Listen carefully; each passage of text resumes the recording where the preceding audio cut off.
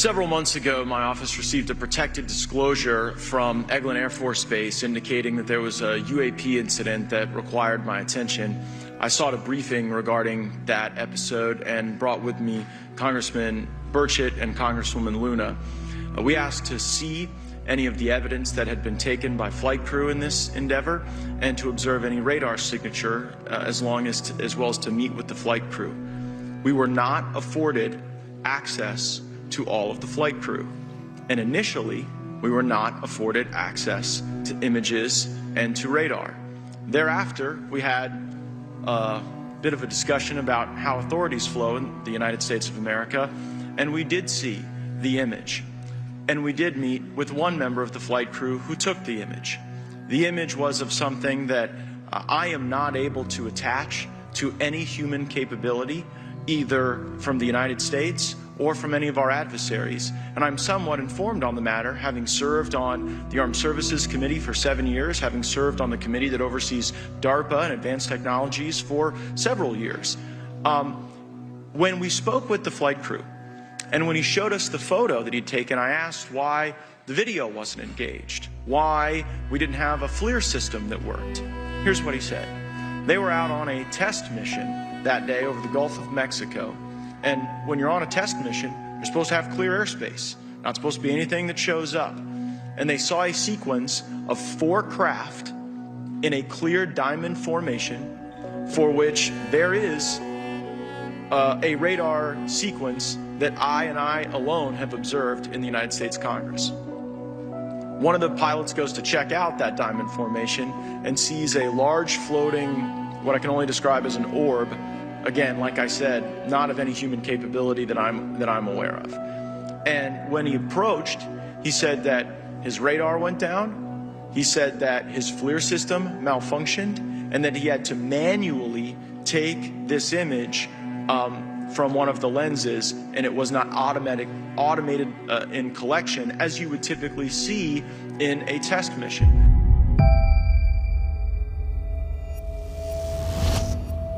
And when you reported your experiences with a UAP, did any of you face any repercussions with your superiors, yes or no?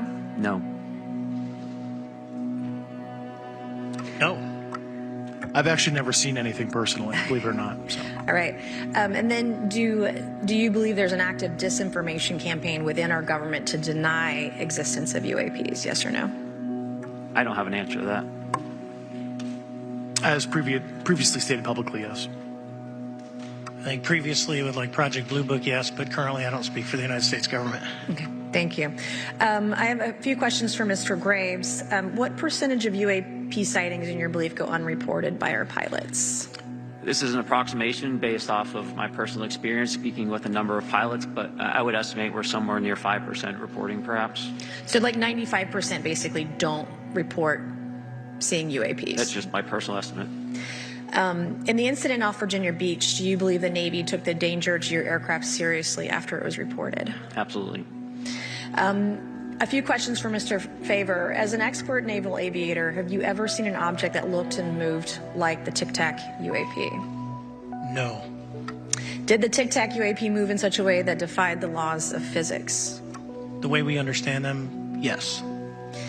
Many dismiss UAP reports as classified weapons testing by our own government, but in your experience as a pilot, does our government typically test advanced weapon systems right next to multi-million-dollar jets without informing our pilots? No, we have test ranges for that. It took over 15 years for your encounter with the Tic Tac to be declassified. Do you feel there was a good reason to prevent lawmakers from having access to this footage?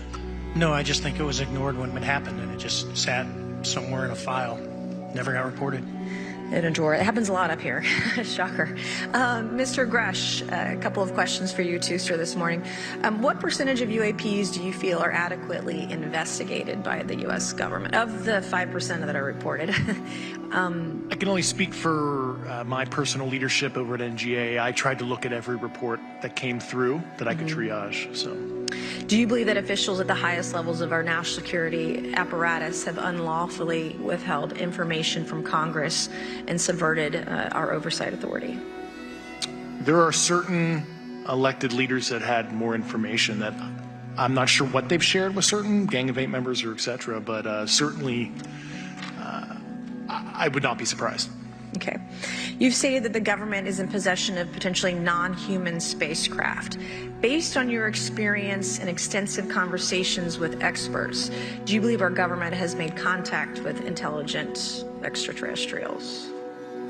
Something I can't discuss in public setting. Okay, I can't ask when you think this occurred. If you believe we have crashed craft, stated earlier, do we have the bodies of the pilots who piloted this craft? As I've stated publicly already in my News Nation interview, biologics came with some of these recoveries. Yeah. Were they, I guess, human or non-human biologics? Non-human, and that was the assessment of people with direct knowledge on the program I talked to that are currently still on the program. And was this documentary evidence, this video, photos, eyewitness? Like, how would that be determined? The specific documentation I would have to talk to you in a skiff about. Gotcha. Yeah. Okay.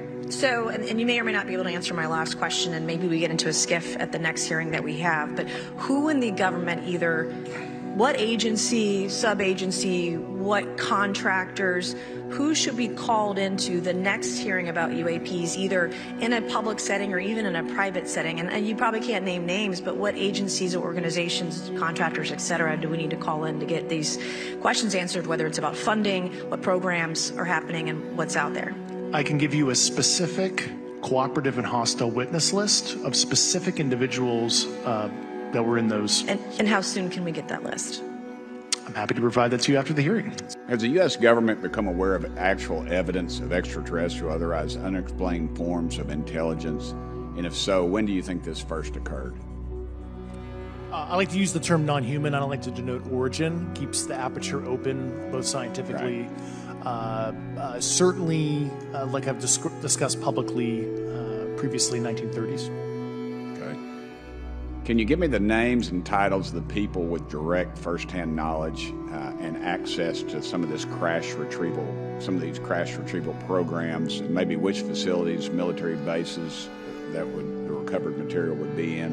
And I know a lot of Congress have talked about we're going to go to Area 51, and there's nothing there anymore anyway. It's just and we move like a glacier. And as soon as we announce it, I'm sure the moving vans will pull up. But please. I can't discuss that publicly, but I did provide that information both to the Intel committees and the Inspector General. And we could get that in the skiff if we were allowed to get in a skiff with you. Would that be probably what you would think? Sure, if you had the appropriate accesses, yeah. What special access programs cover this information, and how is it possible that they have evaded oversight for so long? I do know the names. Once again, I can't discuss that publicly and how they've evaded oversight. In a closed setting, I can tell you the specific tradecraft used. All right. When do you think those programs began, and who authorized them? I do know a lot of that information, but that's something I can't discuss publicly because it's sensitive. All right. If any of y'all want to jump in on any of this, you're more than welcome to. What level of security clearance is required to fully access these programs? Well, anybody who has... and I say that because myself... Representative Gates and Representative Luna were basically turned away at one point at Eglin, so please go right ahead. Certainly difference between member access and, say, somebody like me, but anybody who has a TSSCI clearance and meets the eligibility criteria, the Access Adjudicative Authority should be able to grant you access. Mr. Burchett, if you'll yield, so just to put a fine point on that, there's nothing that you're aware of that's above special access program classification. It's a misnomer that there's anything actually above top secret. Executive Order 13526 delineates the classification levels. Right, but I draw a point on that because we can have access to those programs, and so the notion that we're not being given that access sort of defies our typical muscle memory here in Congress. Thank you, Mr. Burchett. I'll yield back to you. Thank you, Mr. Gates. Along those lines, Title 10, you may not know this or not, but Title 10 and Title 50 authorization, they seem to say they're inefficient.